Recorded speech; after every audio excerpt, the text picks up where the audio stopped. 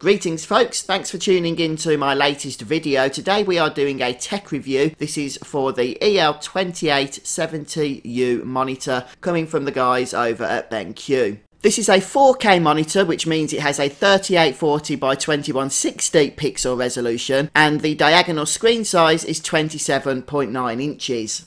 I've been using this monitor now for the past few days quite intensively for gaming and a little bit for photo and video editing as well, and overall I am actually really impressed. So there's lots of features here I want to talk about. There are a few issues as well that I will want to go into.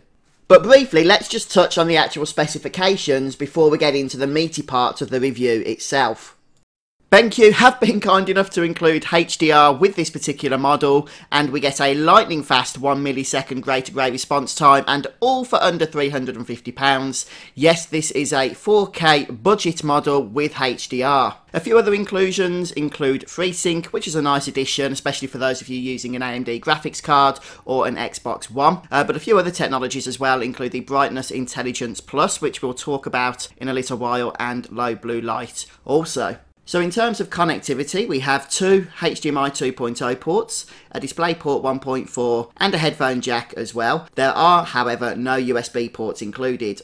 So while the monitor's lying down, I'll just talk about the stand. It's very easy to assemble. There are two screws, one here and one just underneath.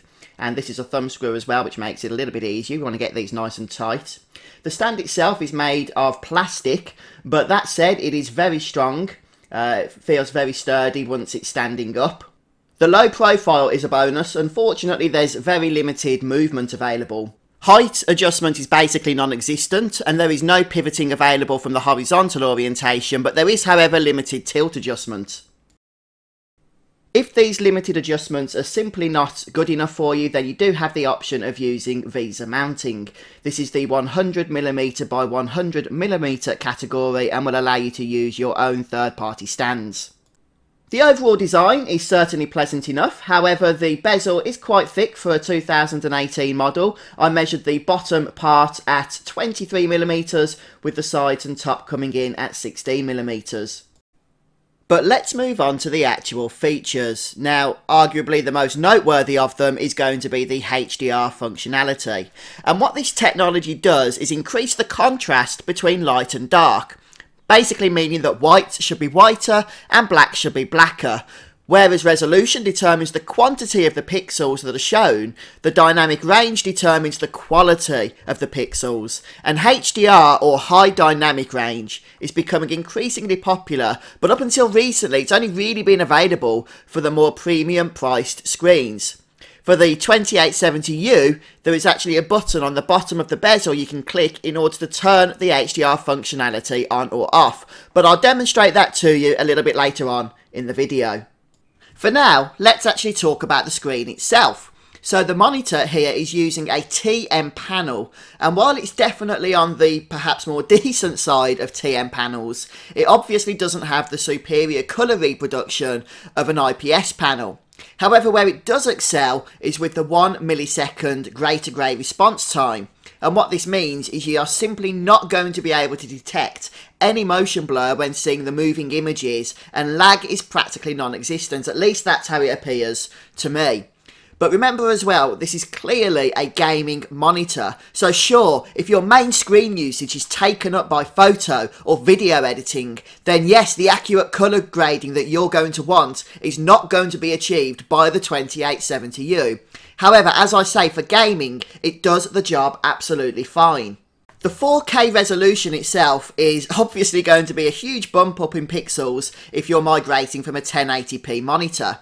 And just bear in mind, you are definitely going to need a system that supports it. However, because it is 4K, we are limited to 60 frames per second gaming. And this might actually feel like a substantial step backwards if you've already been using 120 or even 144Hz screens for any length of time.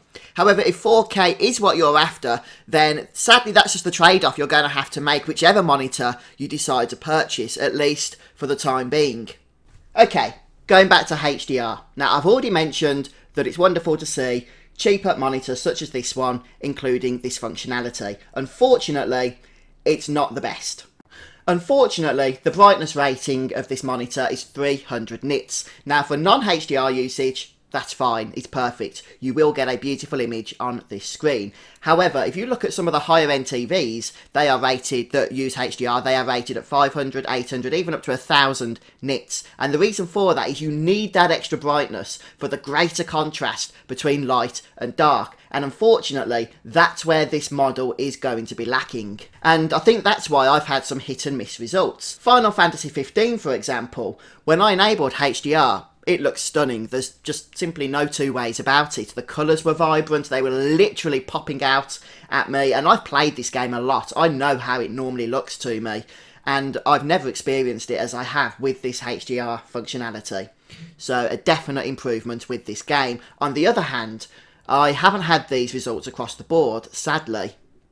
I tried testing this with Deus Ex Mankind Divided, one of my favourite games of 2016, and unfortunately it seemed to have the opposite effect as with Final Fantasy 15. Once HDR was enabled, it seemed all of the colours were just completely washed out. It just looked so grey and drab. I could not understand it at all. In fact, when I disabled HDR, you'd be forgiven for thinking I'd actually just enabled it, because it went from such a drab, dark screen to such a vibrant screen. It was really, really strange. However, the fact that we've got HDR functionality on a 4K screen that costs less than £350 is definitely something that I'm happy about. And yes, it probably means I'm going to have to be turning it on and off depending on the game that I play, but at least that feature's there for when I want to use it. If HDR is a deciding factor for you in your monitor purchase, then I would suggest looking elsewhere. However, be prepared that you are going to have to be spending a little bit more money. A few moments ago I mentioned there is a physical button on the monitor itself for enabling HDR, and you can find this in the bottom right hand corner of the plastic bezel.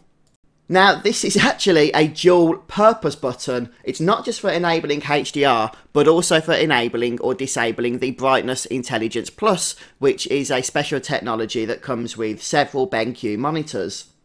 I'll talk about that a little bit more in a moment's time. Just above the physical button here we have this pretty sleek HDR badge, and it's not intrusive, looks pretty good. And then the button itself is very simple. You simply click it in and you can cycle through the various options for enabling HDR or Brightness Intelligence Plus. So we'll go ahead and click it here, and we can see that I've currently got HDR turned off with the Brightness Intelligence Plus turned on. I know you can't see that because it's lit up in blue on the camera, but that's what that means. So if I click the button again here, that will turn both off. And if I click it again, HDR on, click it again, both will be on, and then click it again and we're back where we started. So it's very simple to use, and that standard there simply means that HDR is turned off, so it's showing the normal dynamic range. And when you turn HDR on, instead of saying standard, it will just say HDR on. Or if the device you're using isn't HDR enabled, I think it says HDR emulated or something. But it's quite intuitive, easy to understand. And a few of you might be wondering what exactly this Brightness Intelligence Plus is all about. Well, for those of you that are already familiar with BenQ models, you might already be aware of it, since it's not the first time we've seen it. And if I'm brutally honest with you, when I first heard of this, I thought it was just going to be a marketing gimmick. But I have actually been using it frequently. In fact, I generally find myself using this monitor with Brightness Intelligence Plus turned on a lot more than with HDR turned on. So this bar here is a sensor. And what the sensor does when Brightness Intelligence Plus is turned on is detect the brightness ambience of the room that you're situated in and then adjusts the screen accordingly.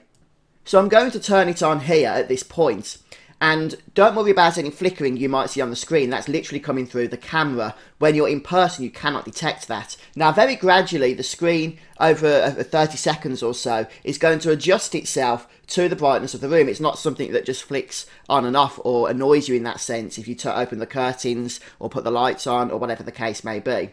But now that it's adjusted, I'm going to turn it off and the monitor's just going to go back to its original state. The intention here is that it's supposed to reduce eye strain due to harsher contrasts, and yeah, you know, I actually do find it helpful for me to use, as I said. Finally then, the The main menu of the monitor is easy to navigate. There's a button you can push here to bring up these icons, and they correspond to the buttons directly underneath on the bezel. So we can bring up the menu itself from this button, and then we can navigate it using the icons that continue to change depending on what you're using at the time. And to be honest, the menu is functional enough. It's intuitive, simple enough to use, and it has plenty of options for those of you that really do want to get into the nitty-gritty. And finally, in the box, when you unpack, you'll find your power lead, just your standard 3-pin connector, what we call a kettle lead here in the UK, and also HDMI lead as well. Both of these are 150 centimetres in length. The good thing about the power lead is that there's no power brick, so the power supply is built into the monitor itself, which was actually a big help to me. My last monitor did have this power brick, and that took up a lot of room on the floor. It was really annoying, so I'm glad to actually get rid of that. So if you are gaming on a budget but you want to experience 4K and HDR, then I would recommend this monitor. It is true that some sacrifices have clearly had to be made to bring this monitor down to this particular price point. And if you are willing and able to spend more money, then of course you're going to be able to upgrade to an IPS or VA panel that's going to offer you a generally all-round better experience, especially in terms of HDR. Don't get me wrong though, I'm still very impressed with the picture that this monitor provides, and when the HDR worked, it did work well. I just wished I was able to get more consistent results with it. And I am actually pleasantly surprised that the Brightness Intelligence Plus is something I found myself using. So I do think this monitor is good value for money, but I'm interested in hearing what your thoughts are as well. So please share in the comments if you've used the 2870U, what you think of it, and if you'd recommend it to others. But please do let me know in the comments if you've enjoyed this video. And if you would like to see more tech reviews from me in the future, then please do subscribe to my YouTube channel and hit the like button. And a big thank you to all of those who continue to support me on Patreon, YouTube sponsorships and donations. But thanks again guys for stopping by and checking out my tech review for the EL2870U monitor from BenQ. I'll leave a link to this particular model in the description so that you can head over to Amazon and check out the product page if you want to. But that's it for me for today guys. See you next time.